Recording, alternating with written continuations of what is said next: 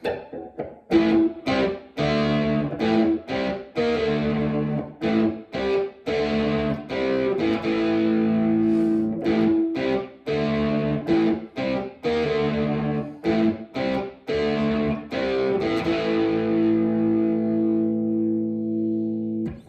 everybody, that's an oldie but goodie from Deep Purple.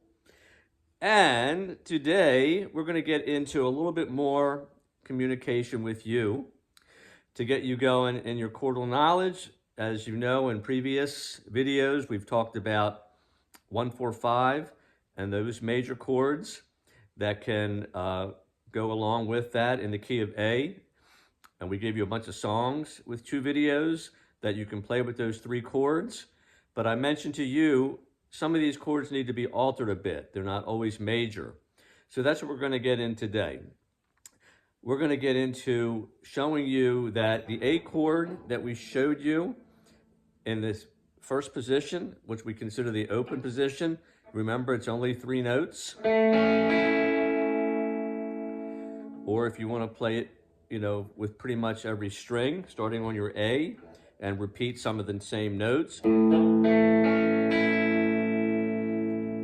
And we also talked about the A being up here at the 5th fret. Either these 3 notes,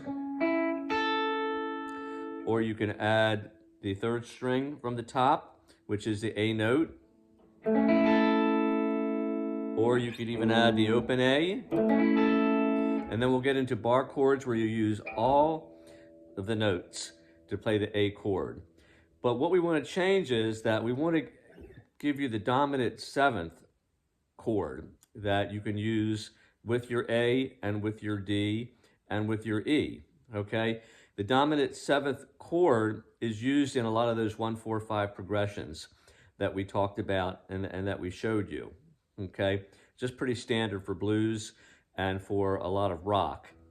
The only difference when you're playing here and you're playing the A major is that you want to get the note of G to come into the 7th tone of that chord, or the 4th note.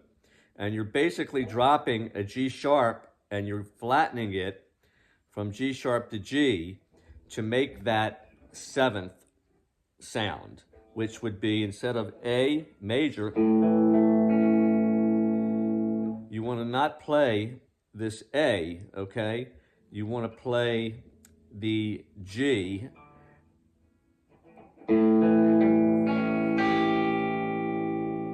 Hear that? Hear that G come in there?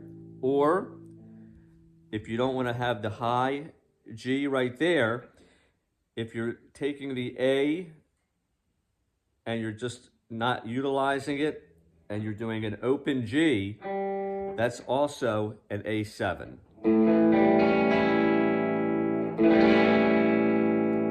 If you add this high G, it's just duplicating another G note and another 7th note.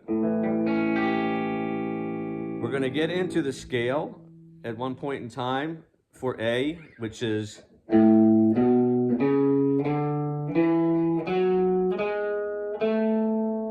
that is in that 5th position. But if you saw, that 7th note was the G sharp. We don't want the G sharp. That's in the major scale. When we're playing a 7th, we want it to be a G. We can also do it up here, up farther up the neck.